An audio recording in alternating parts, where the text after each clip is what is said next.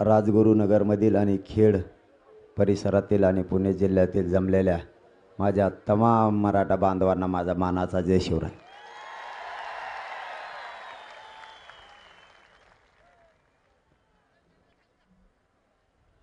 मराठ्यांचं नशीबच खूप बळकट आहे. सावलीसुद्धा पडली वरून आपल्यावर.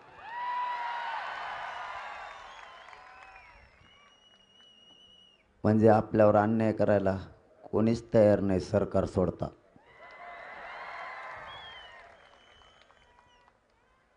लोक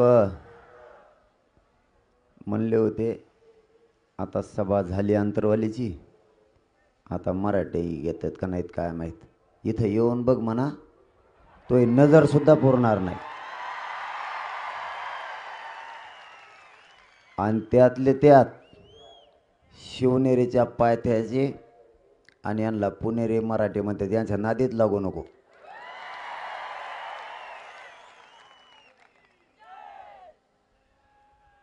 आपल्या काल एका भावानं मराठा आरक्षणासाठी मुंबईत आत्महत्या केली. आपल्यातलं एक लेकरू गेलं.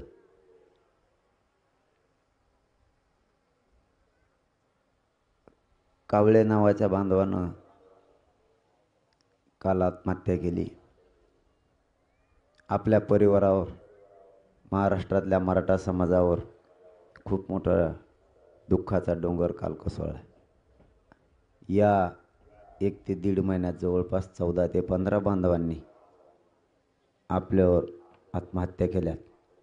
पाठीमागच्या काळात 47पेक्षा जास्त बांधवांनी आत्महत्या केल्या. आपण मराठा समाज म्हणून त्याचं बलिदान वायाला जाऊ देणार नाहीत. आपण त्या लेकरांच्या डोक्यावर मराठा समाज म्हणून मायेचं छत्र धरू. आपण आपल्यासाठी त्या माता माऊलीच्या कंपाळाचं कुंकू पुसलंय. तिच्या लेकराला हा मराठा समाज कधीच माया कमी पडू देणार. या सरकारच्या भूमिकेमुळं आमचे बळी चालले. आमच्या आत्महत्या होण्याला जबाबदार मराठा समाज. आपल्या काही बांधवांना वाटलं की मी हार नाही घेतला किंवा फूल नाही घेतले. मी जातवान आणि जिवंत मराठ्यात वागतो. मी नाही घेऊ शकत, कारण तेच लेकरू जर आपल्या घरातलं असतं तर आपण नसता घेतला. मी हार घेण्यासाठी नाही येत. मला या मराठ्यांचं दुःख आणि वेदना सहन नाही होत, म्हणून मी माझ्या मायबाप मराठ्यांचा आशीर्वाद घ्यायला गावागावात येतो. किमान आजचा दिवस तरी माझा आग्रह होता की नको. मराठा समाजाने तो शब्द पाळला. पण पुन्हा एकदा सांगतो, आपल्याला जेवढे बलिदान झाले ते बलिदान वायाला जाऊ द्यायचं नाही भावांनो. काहीही झालं तरी चालत. ते आत्महत्या झालेल्या सगळ्याला जबाबदार फक्त सरकार आहे, दुसरं कोणी नाही. कारण सरकारने जर मराठा समाजाला लवकर आरक्षण दिलं किंवा पाठीमागच्याच काळात दिलं असतं तर आमच्या आत्महत्या झाल्या नसत्या. याला जबाबदार सरकार आहे.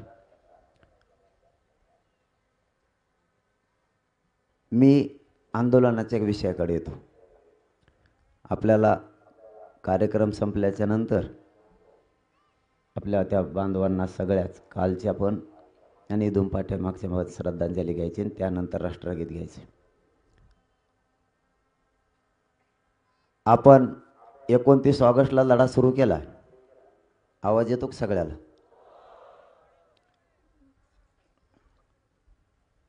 आजपर्यंत तो लढा सुरू आहे.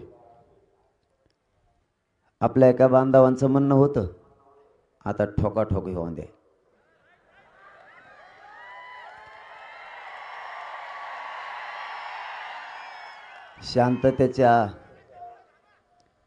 शांततेच्या युद्धानं भावाओ आपलं आरक्षण निर्णयाच्या प्रक्रियेत आणलंय.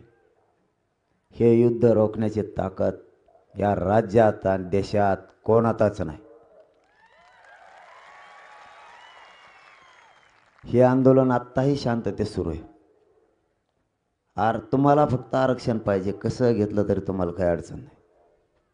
शांततेच्या युद्धानंच मराठ्यांना आरक्षण द्यायचं हा शब्द आहे माझा तुम्हाला. आरक्षण दिल्याशिवाय एक इंच बी मागं हटणार नाही.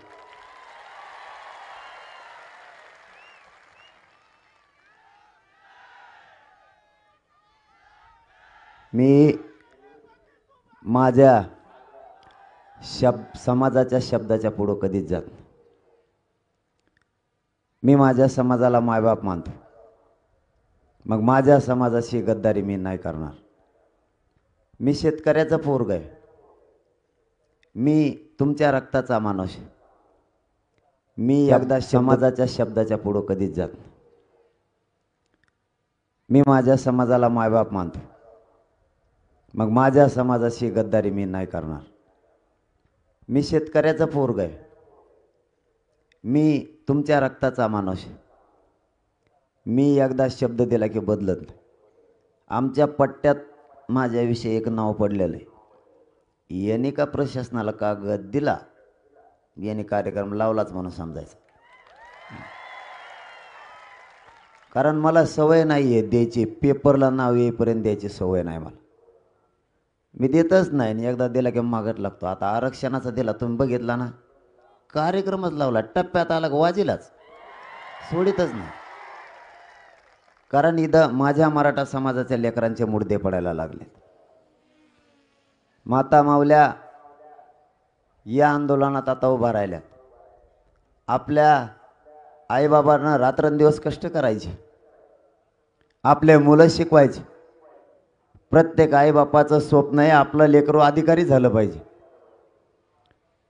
रात्रंदिवस केलेले काबाड कष्ट ते शिक्षणात घालायचे, कमी पडले तर व्याजानं काढायचे, पण मुलं शिकवायची. आईबापांच्या डोळ्यात एकच स्वप्न, माझ्या वाट्याला जे कष्ट आले ते माझ्या लेकराच्या वाट्याला नाही आले पाहिजे, म्हणून रात्रंदिवस कष्ट करून लेकरं शिकवले. पण इथं उलटच झालं. कष्ट केलेला पैसाही गेला, व्याजानं काढलेलं कर्जही डोक्यावर बसलं, आणि मुलगा किंवा मुलगी अधिकारी नाही झाली. याचं मूळ कारण फक्त मराठा आरक्षण. तेच मिळवण्यासाठी आता राज्यातला मराठा एक झाला. आपली बी काही चुका आहेत. आपण मोर्चे खूप काढले, सभा खूप घेतल्या, पण आपण घराघरातल्या लोकांनी आरक्षण समजून नाही घेतलं. ठराविक लोकांनीच आरक्षण समजून घेतलं. यामुळं मराठ्यांनी हाक मारली की मराठा यायचा, परत घरी जायचा, आणि मस्त मोर्चे काढले किंवा सभा घेतल्या, पण आरक्षण मिळालं नाही, काय उपयोग होत नाही, असा एक संदेश समाजात गेला. घराघरातल्या समाजाला आरक्षण माहिती व्हायनं अत्यंत गरजेचं होतं. त्या आरक्षणाच्या मुळाशी जाणं गरजेचं होतं. जसं तुम्ही शिक्षणाच्या मुळाशी गेलात, थोडा वेळ बोलू ना, टाइम आहे ना तुम्हाला. मराठा समाज शिक्षणाच्या मुळाशी गेला. माझा मुलगा शिकला पाहिजे, माझी मुलगी शिकली पाहिजे, पण त्याला आरक्षणही लागतंय, या मुळात नाही गेला. आणि जे मुळात गेले, जे आरक्षण शिकले, त्यांनी बी आपल्या समाजाला शिकविलं नाही. त्याचं कारण पण तसंच आहे. त्याला वाटलं जर यांना घराघरातल्या मराठ्याला शिकिलं आणि हे जर माझ्याकडं नाही आलं तर मग म्हणजे याच्याकडं नाही यावं म्हणून यांनी लोक सुद्धा शिकेले नाही.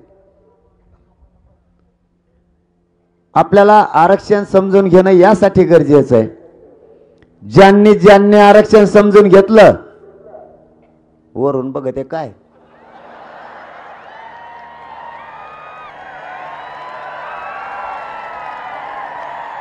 आता वरूनच बघायला लागणार तुम्हाला, खालून नाही बघून देत आम्ही. आता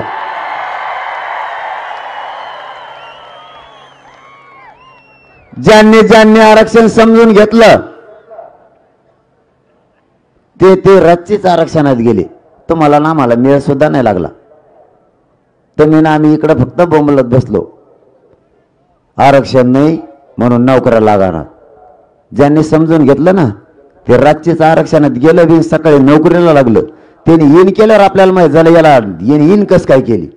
आरतीने आरक्षण घेतलं रात्रीच, कागद नाही, काय नाही, काय नाही, काय नाही.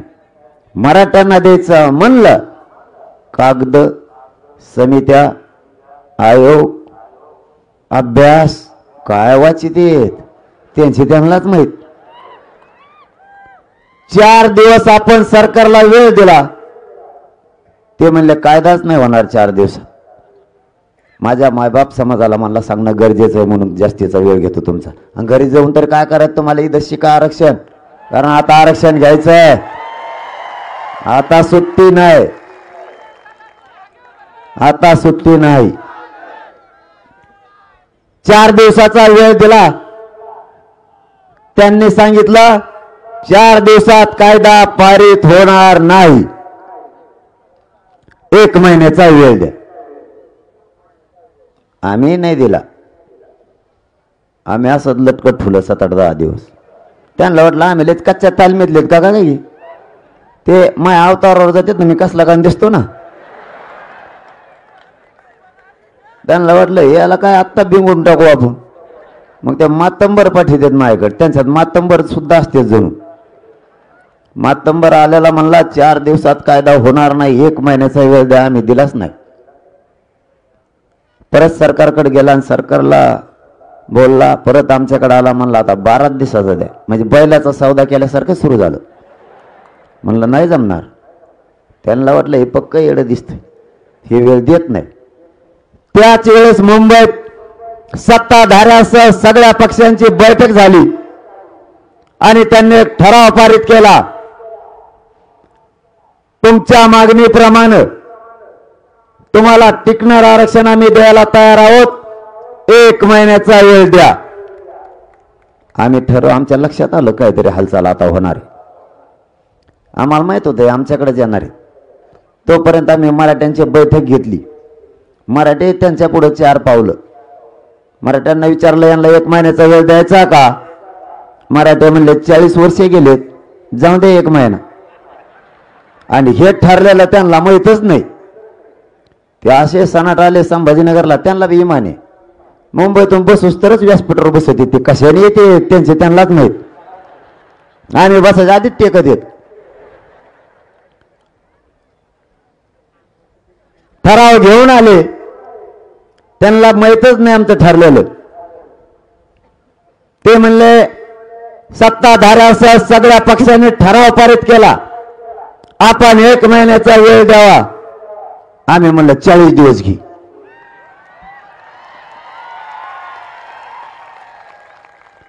ते तर हँगच झालं, त्याची रेंजच उडली सगळी. त्याला वाटलं 4 दिवस देत नव्हतं, 40 दिवस म्हणलंच कस काय. आता तर पळायला लागेल ना, आता कायदा पारित करायचा आहे, त्यासाठी आधाराची गरज आहे. मग तर पळायला लागेल. तिकडं कोणी बोलत आहे का, डबल आवाज कस काय येतोय का, मग चालू आहे दोन्हीकडे बी. बरं चलून द्या मग काय. आणि इथून वापस गेले आणि समिती पळायला लागली. कायदा तर आता पारित करायला लागेल, 10 दिवस जास्त दिलेत. मागणी, महाराष्ट्रातल्या मराठा समाजाला सरसकट कुणबी जात प्रमाणपत्र द्यावं, या मागणीवर आंदोलन सुरू झालं. मी सरळ तुम्हाला फरक सांगतो. पूर्वी आपल्या आजोबा पंजोबा, खापर पंजोबा सहज शब्द वापरायचे त्यांच्या दैनंदिन जीवनात.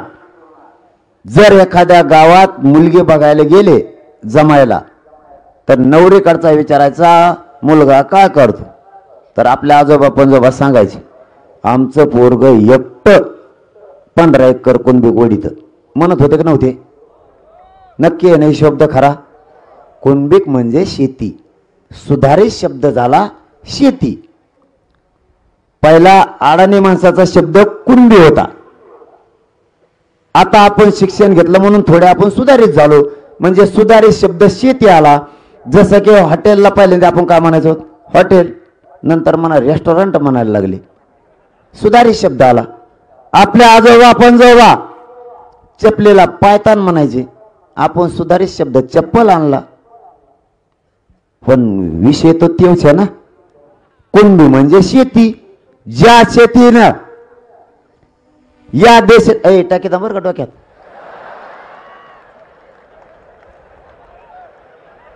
ज्या कारण हे लय कुठं गेले का बंगा बंगा हिंडत आहे काय डोक्यावर, तिकडे लांब तुटक जागा नसल्यावर फार माया चिटकून आणतात. मग माया बोलता बोलता जातात ध्यानातून. मग तुम्हाला विचारेन मी,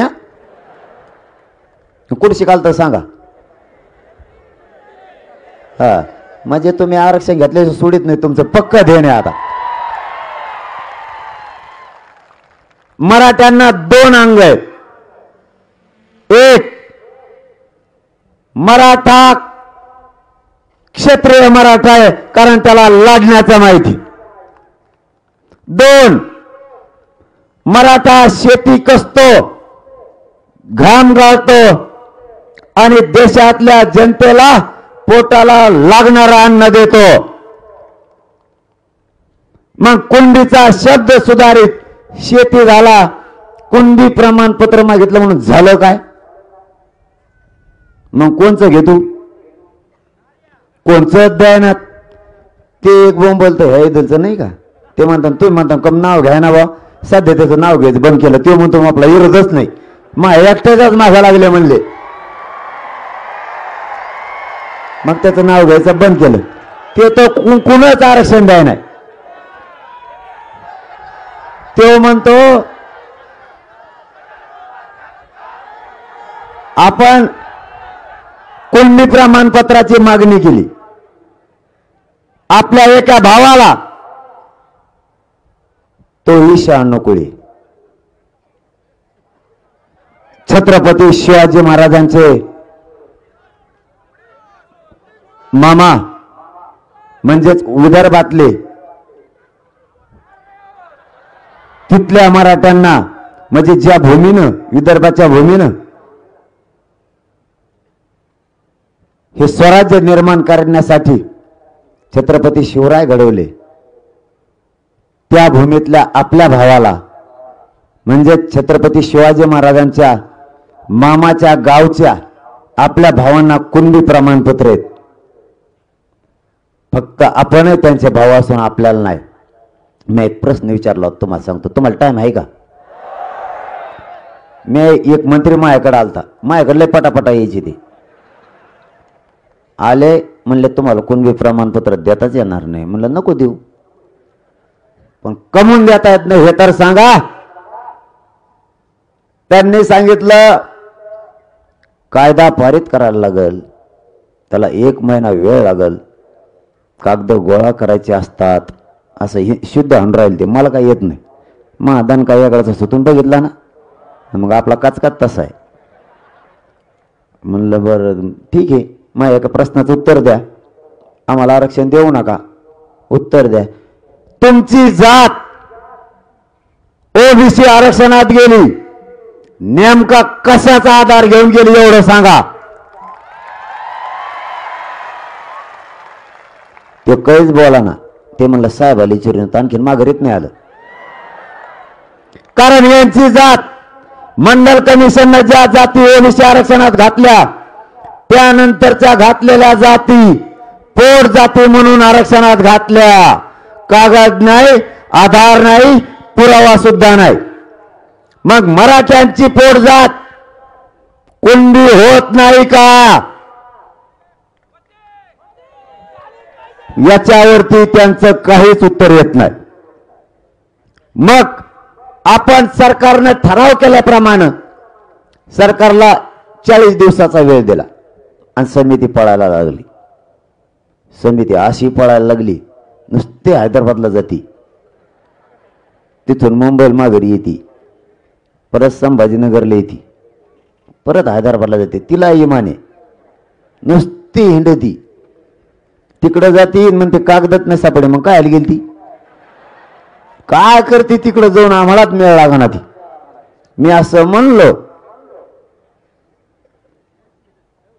हैदराबादला उर्दू मध्ये लिहिलेलं आहे, तिथं फारसी मध्ये लिहिलेलं आहे, तिथं मोडी लिपी आहे. तुम्हाला अभ्यासक नेलते का? काहीच बोला ना. याचा अर्थ नेल येत नव्हते. 2-4 दिवसांनी गेले, अभ्यासक होते वाटतं सोबत. भावांनो 5000 पुरावे सापडले समितीला. 5000. आता कसं सापडले? आता आपलं काय ठरलं होतं तिथं मी पुन्हा येतो. सरकारचं आपलं असं ठरलं होतं 4 दिवसात कायदा पारित होणार नाही. तो जर कायदा 4 दिवसात पारित केला तर तो चॅलेंज होईल आणि तुम्हाला टिकणार तुमच्या मागणीप्रमाणे आरक्षण द्यायचं असेल आम्हाला 1 महिन्याचा वेळ द्या आम्ही तुम्हाला टिकणार आरक्षण देतो. आता कायदा पारित करण्यासाठी तुम्हाला 5000 पानांचा पुरावा मिळाला. आता सरसकट महाराष्ट्रातल्या मराठ्यांना कुणबी प्रमाणपत्र द्यायचे.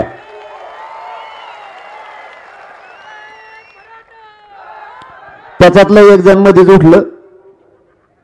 ते म्हणतंय एवढ्यावर नाही देता यायचं. म्हणलं मग का ट्रक भर घेतो का? आधार असतो. 1 पुरावा मिळाला काय आणि 100 मिळाले काय?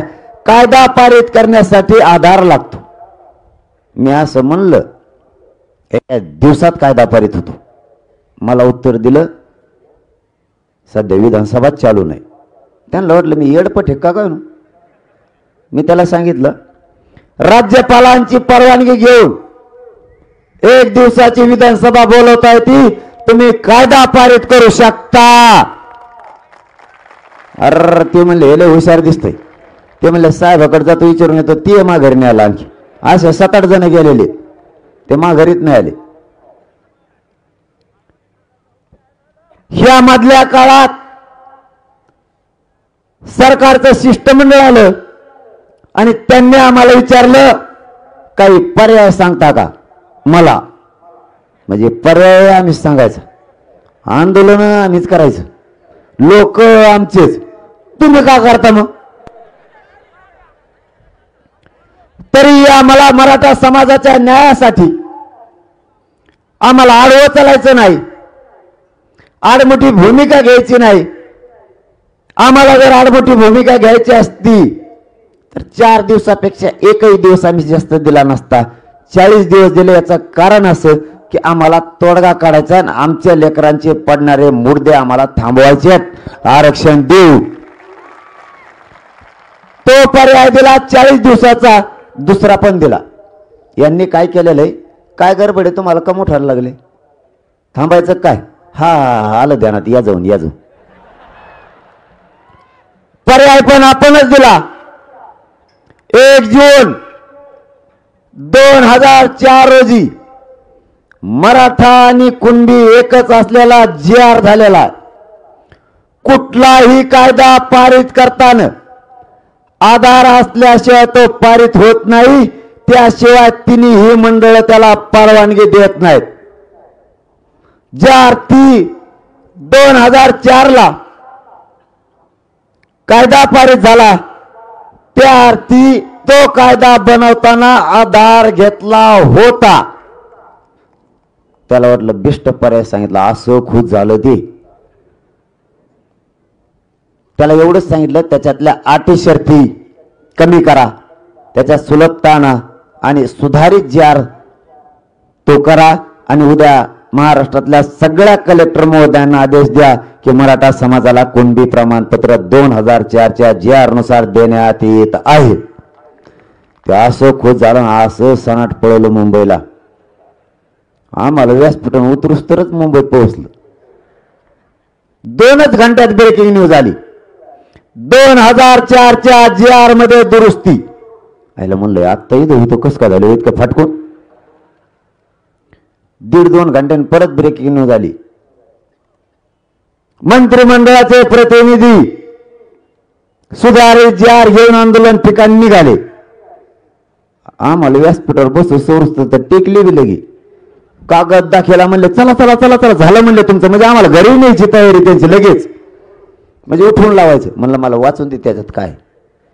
मायबाप मराठ्यांनो त्या सुधारित जी.आर. मध्ये असं लिहिलेलं होतं वंशावळीच्या नोंदी असलेल्या मराठा समाजाला कुणबी प्रमाणपत्र देण्यात येत आहेत. अर म्हणलं थांबेतात खोटी. त्याला पुन्हा एकदा वाचून दाखवलं. म्हणलं आता ऐका, वंशावळीच्या नोंदी असलेल्या मराठा समाजाला कुणबी प्रमाणपत्र देण्यात येत आहेत. तुमच्याकडे वंशावळीची नोंद आहे का? ते म्हणलं नाही. म्हणलं माझ्याकडे बी नाही. जाऊ दे मा घरी. कारण ज्यात मराठ्यांचा हित नाही ती सुधारणा आणि तो कायदा आम्हाला मान्य नाही.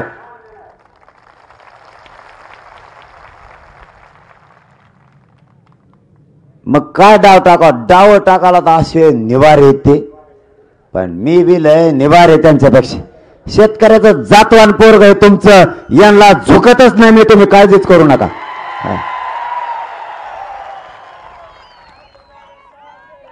फक्त 24 तारखेपर्यंत कोणालाच काही बोलायचं नाही. मी माझ्या समाजा शब्दाच्या पुढे जात नाही. तुम्ही जायचं कोणा. आता काय झालंय ते सांगतो तुम्हाला. यांनी आपल्याच अंगावर आपलेच लोक घालत ठरले. सरकारने अजिबात सगळ्यांनी गप्प बसायचं. मी उत्तर देत नाही. चॅनलवाले मला विचारतात त्याच्यावर तुमचं उत्तर काय? मी गप्प बसवतो. मला माहिती मराठ्यांच्या लेकरांच्या तोंडाला घात जवळ आलाय. हे काहीतरी आपल्याला असे टोकरीत येत. मग आपण मराठीत असले मग आपले तो राग. मग आपण म्हणतो ये बर मग पुढे तू. ते आता थंड डोक्याने घ्यायचंय.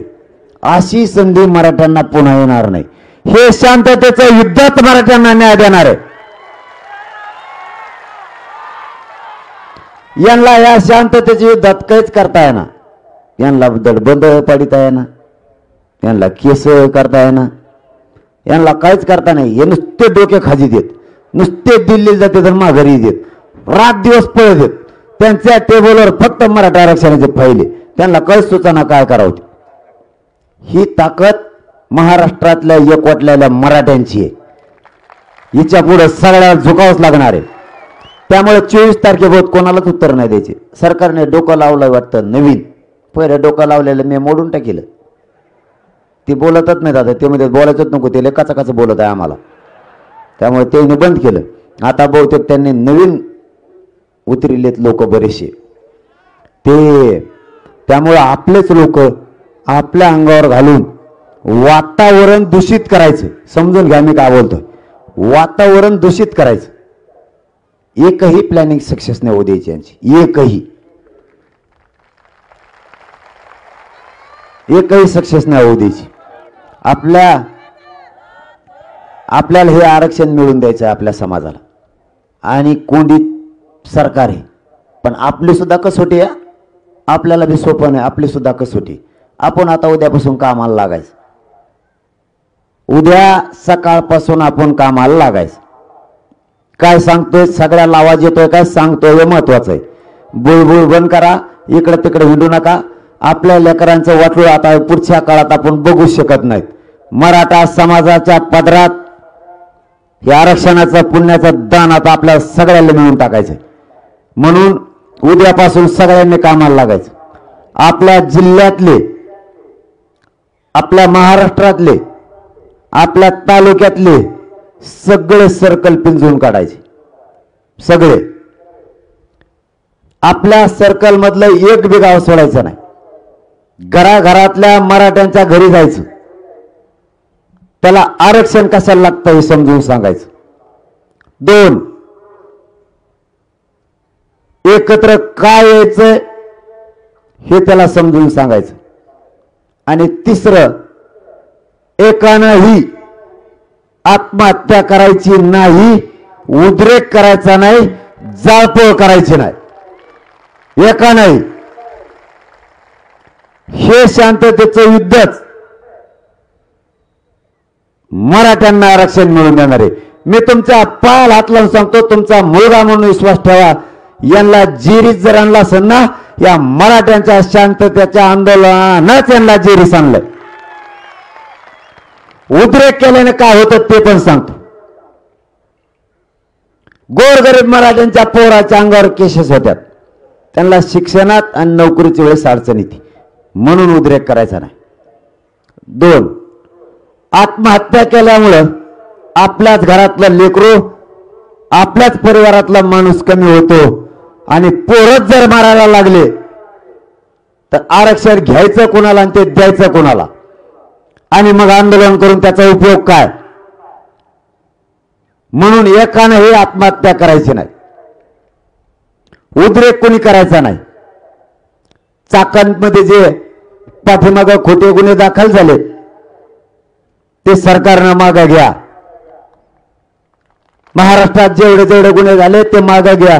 आणि मी वैयक्तिक बोलतो, तुम्ही त्याची काळजी करू नका, ते होईल. परंतु आपला फोकस आरक्षणावर ठेवा. हे काय करतात तुम्हाला माहिती आहे का? हे असे नमुने आहेत, यांना जर असं काम सांगितलं की ते पटकून दुसरे सकाळीच करतात आणि ते म्हणतात काम नाही ऐकलं तुमचं, मग ह्या मागं म्हणजे मेन तसंच काम राहतं आपलं. आपली जी आरक्षणाची भूमिका आहे ही तशीच राहते.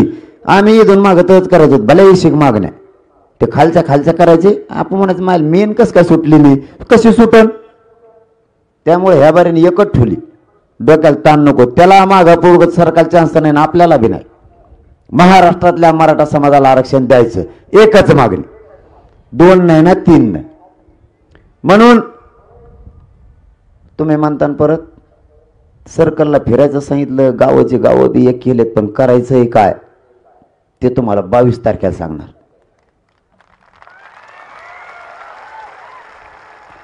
तोपर्यंत फक्त सज्ज व्हा, ते तुम्हाला 22 तारखेला सांगणार.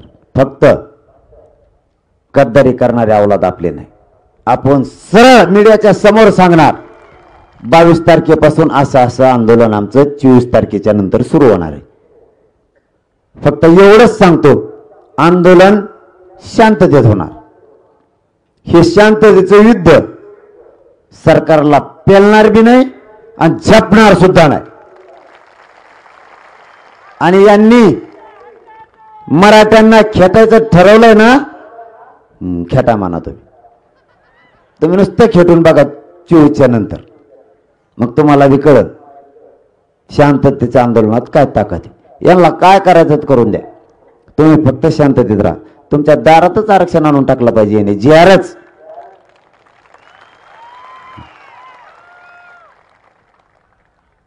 काय करायचं हे मराठा समाजाची बैठक घेऊ.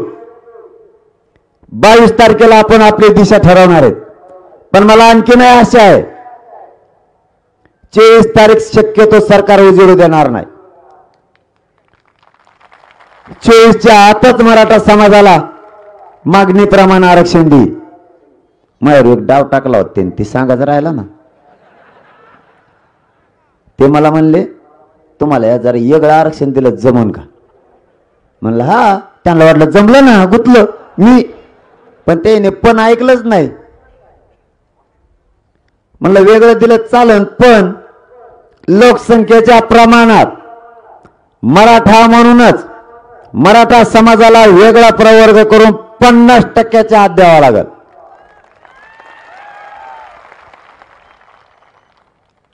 आणि मराठा म्हणून दिल्यामुळं ते एनटी व्हिजनटी सारखं टिकलं पाहिजे तरच चालेल.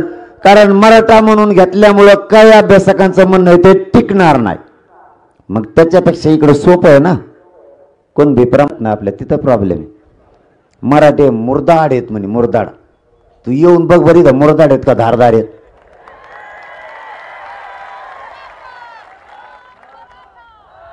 हे सध्या उचकीत येत आपल्याला. उचकू नका, उचकू नका. शेवटचा डाव असू शकतो ते, उचकू नका. माझ्यावर तर असे डाव टाकले सांगू का? त्यांचा डॉक्टर आला, ते मला म्हणतो याला किडनीच नाही. मला आयला मी फुल टेन्शन मध्ये आलो ना. माझ्या बापान तपासलं की नाही म्हणलं एखाद्या बार मला. आणि मी एका किडनीवर 35 उपोषण केलेच. कस काय माझं उपोषण सुटलं, मी डॉक्टरकडे गेलो. ते गॅलेक्सी हॉस्पिटलला चावरे डॉक्टर आहेत. त्यांना म्हणलं भाऊ ऐ डोक्यात टाकी बरं का माया. आणि त्या डॉक्टरला म्हणलं बाबा मग काही तपासू नको, पहिल्या किडनी आहेत का बघ मला. त्याने मला तपासलं, 2ही निघाल्या. मग काय पहिला जाणाराचा होता का?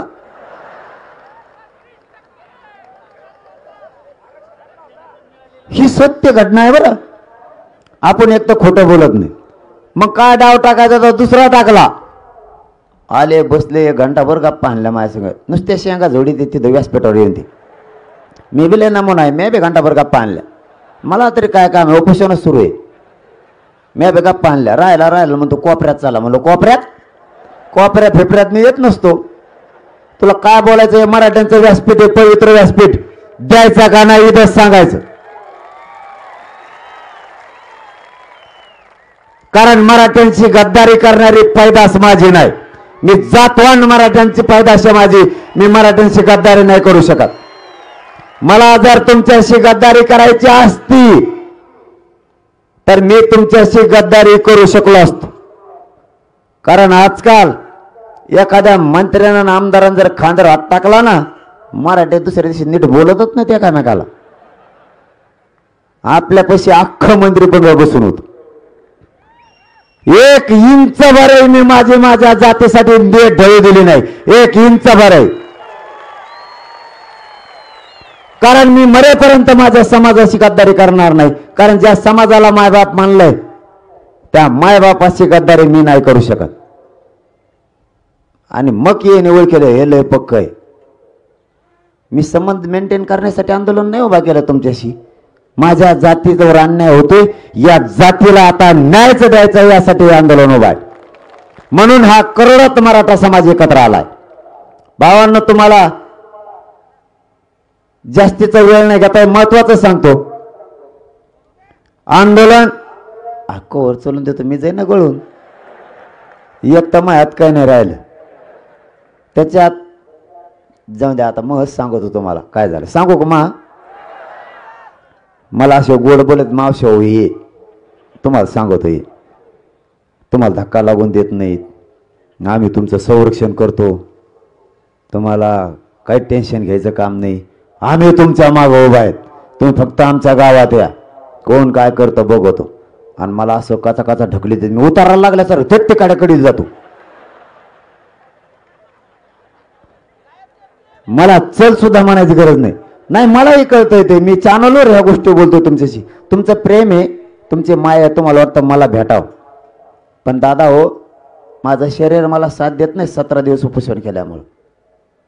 मला कळतंय मी एवढा मूर्ख सुद्धा नाही की तुमचं प्रेम आहे, तुमची माय आहे, तुम्हाला मला भेटावं वाटतंय. मलाही तुम्हाला भेटायला वाटतंय. पण 17 दिवस उपोषण केल्यामुळे माझं शरीर मला साथ नाही देत. माझ्या गाडीतल्या लोकांनाच माहिती माझे काय हाल होते ते. पण तरीही मला माहिती आहे डॉक्टरने सांगितलं तुम्ही आता आराम करा 2-1 महिने. मला माहिती आहे मी जर आराम केला तर माझ्या जातीचं वाटोळं झालंच म्हणून समजायचं. कारण नेमके खायचे दिवस आलेत आणि त्यावेळेस मी झोपलं चालणार नाही. म्हणजे पाऊस पडल्यावर तुम्हाला ताबडतोब पेरणीच करायला लागेल. तुम्ही 2 महिन्याने करताना ते सगळं शेत पडक पडणार आहे.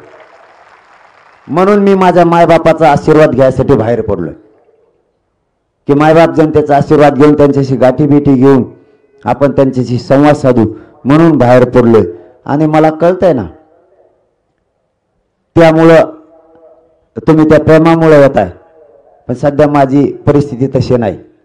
सध्या डास सुद्धा त्यांचा वेळ माझ्याकडे घालीत नाहीत. खायलाच काही मिळत नाही. ते दुसरं पार्टी बघतं पण आपल्याकडे येत नाही. येऊन करीन काय? इथं काहीच नाही. पण ह्या तुमच्या ताकदीवर सगळे डास त्यांना चावायला लागले. सध्या फुल टेन्शन मध्ये येते. आपण आता सोडत नाहीत. तुम्हाला शब्द आहे आपला, मराठ्यांना आरक्षण दिल्याशिवाय हे पोरग तुमचं 1 इंच सुद्धा माग हटणार नाही. मग मरण आलं तरी चालन पण हटणार नाही. फक्त आंदोलन सगळ्यांनी शांततेत करायची. एकानंही उग्र आंदोलन करायचं नाही, आत्महत्या करायची नाही. उद्यापासून सर्कलचे गाव जेवढे असतील तेवढे तयारीला लागा. 22 तारखेपासून पुढे या शांततेचं आंदोलन सुरू होणार. पण मराठ्यांच्या पदरात एवढ्या वेळेस हे आरक्षणाचा पुण्याचा दान टाकू लागा. बापांनो, तुमच्या एवढंच पाय पडायसाठी आलो. आता एवढा वेळ बोललो, फक्त जाताना मला रस्ता द्या. मला पुढं गाव करायचे. अरे मी म्हणलं ब्रेक मार.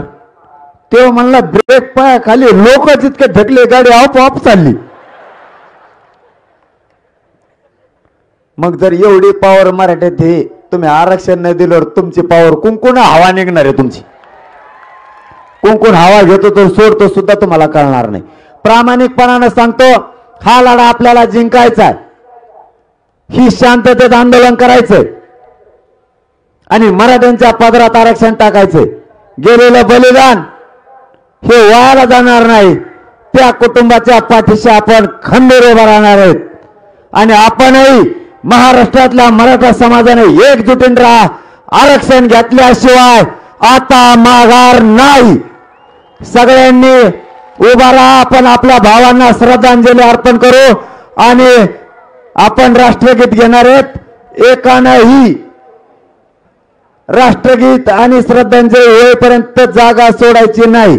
आपण आपल्या गावाकडे जाताना सगळ्यांनी शांत जायचं. मोटरसायकल कोणी पळवायची जास्ती नाही. आपल्या भावाला दुखापत होता कामा नये.